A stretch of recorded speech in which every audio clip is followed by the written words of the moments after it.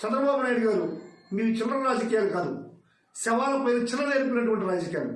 మీరు నాడు మోడీని ఏమని మాట్లాడారు, నేడు మోడీని ఏ విధంగా పొగుడుతున్నారు అనేటువంటి ప్రజలందరూ కూడా గమనిస్తున్నారు. కుటుంబాన్ని చూసుకోలేకుండా ఉంటే మీరు దేశాన్ని ఉద్ధరిస్తామంటే ఎవరు నమ్మతారని మిమ్మల్ని అడుగుతున్నా. వీళ్ళు కూడా నన్ను గోబ్యాక్ అంటున్నారు.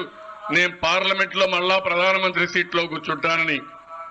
మిమ్మల్ని గోబ్యాక్ అనేది ప్రధానమంత్రి సీట్లో కూర్చోవడానికి మీకు అర్హత లేదని, గుజరాత్కి బొమ్మని అక్కడనే మీ ఊర్లో ఉండమని చెప్తున్నారు తప్ప మళ్ళా ప్రధానమంత్రి సీట్లో కూర్చునే అర్హత మీకు లేదని గట్టిగా చప్పట్లు కొట్టి మీరందరూ చెప్పాల్సిన అవసరం ఉంది.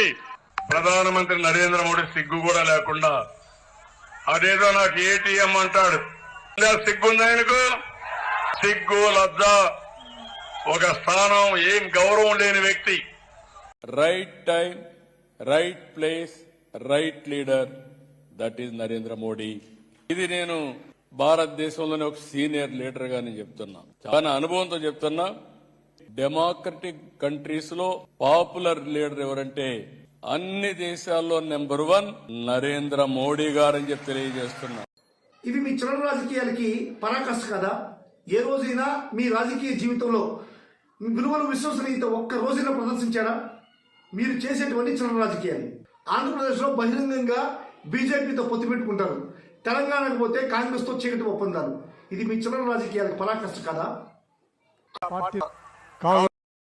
అంతెందుకు పిల్లనిచ్చిన మామని వెన్నుపోటు పొడిచారు.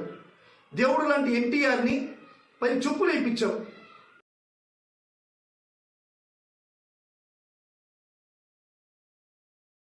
సాక్షాత్తు ఆ రోజు తెలుగుదేశం పార్టీ చంద్రబాబు నాయుడు మోసగాడు, వద్దు వద్దు అన్న కూతురు మీద ప్రేమతో నిన్ను తెలుగుదేశం పార్టీకి ఆహ్వానించినటువంటి ఎన్టీఆర్ గారికి మీరు చేసింది ఏంటి?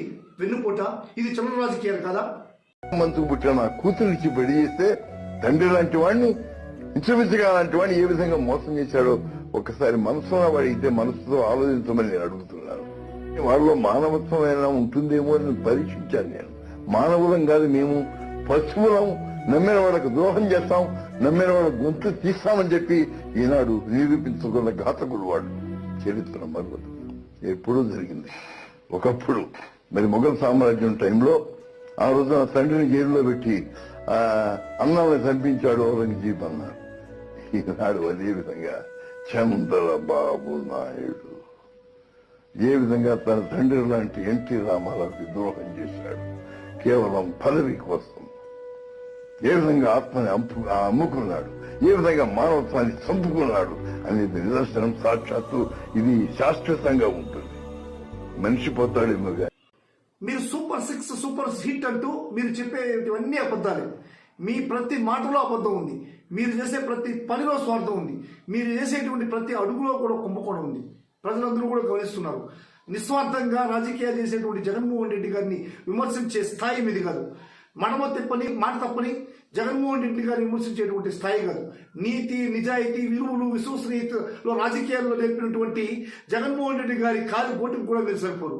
మీకు జగన్మోహన్ రెడ్డి గారికి నక్కకు నాగలోకాలటువంటి తేడా ఉంది. మీరు జగన్మోహన్ రెడ్డి గారి రాజకీయాన్ని విమర్శించేటువంటి హక్కు, అర్హత మీకు లేదు.